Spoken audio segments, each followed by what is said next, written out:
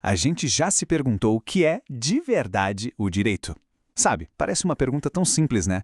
Mas no fundo, existe uma força quase que invisível que vai moldando a nossa sociedade, organizando a vida da gente de um jeito que a gente mal se dá conta.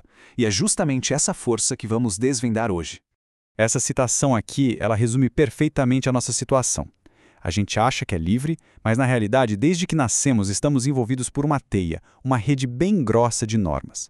A maioria é tão parte do nosso dia a dia que a gente nem nota que elas estão ali.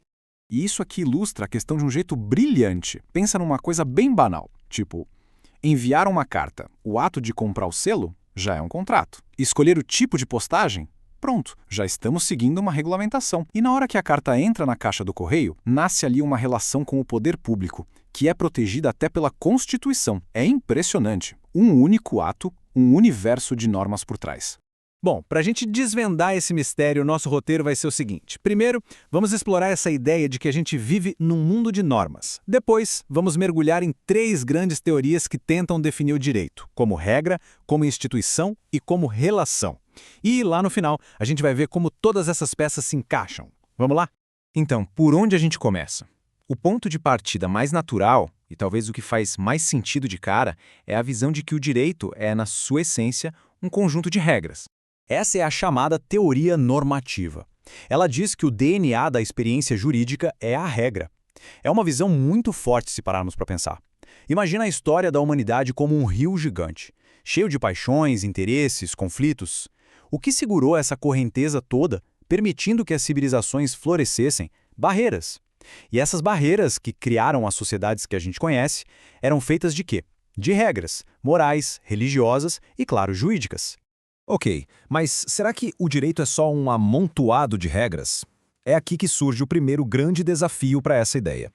Ele vem da teoria do direito como instituição. E ela nos provoca. E se o mais importante não for a regra em si, mas o grupo organizado que a cria? A ideia principal aqui, defendida pelo jurista italiano Santi Romano, é que o direito só nasce de verdade quando um grupo de pessoas se organiza.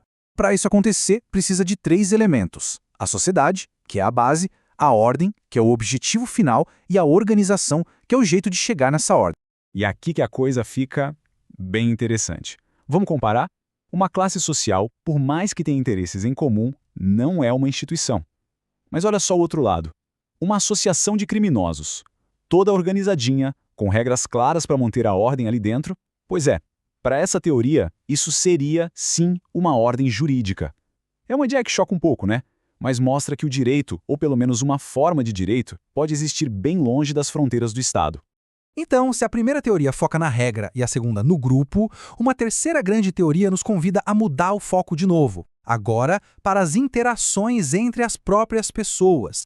Essa visão, que tem raízes em filósofos como Immanuel Kant, defende que a essência do direito está na relação entre 2 pessoas. Quando alguém tem o direito de fazer alguma coisa e outra pessoa tem o dever de não atrapalhar, essa dinâmica é que cria o que a gente chama de direito. Então, vamos resumir para ficar bem claro.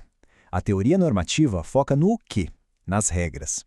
A teoria institucional, no quem, na organização. E a relacional, no como, na interação. São 3 jeitos diferentes de olhar para o mesmo fenômeno.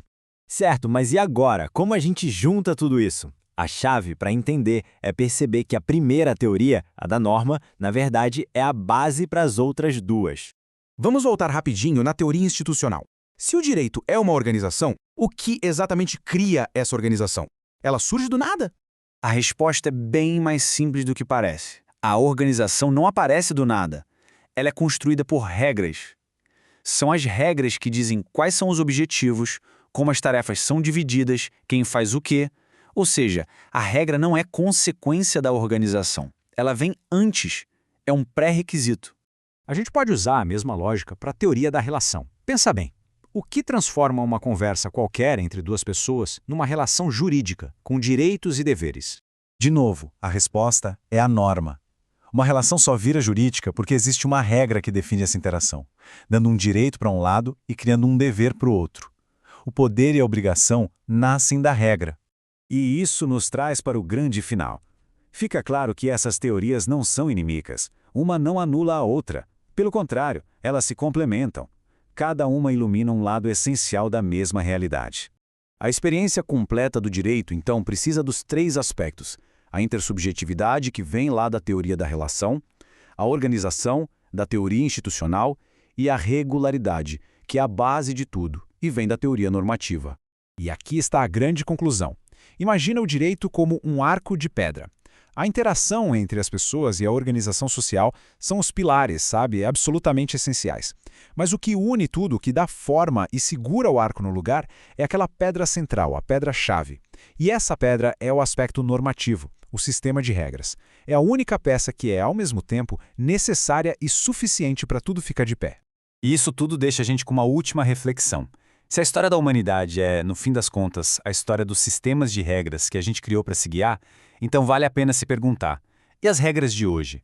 As regras que estamos criando e seguindo agora? Para onde elas estão levando a gente? Que tipo de mundo, que tipo de civilização elas estão, de fato, construindo?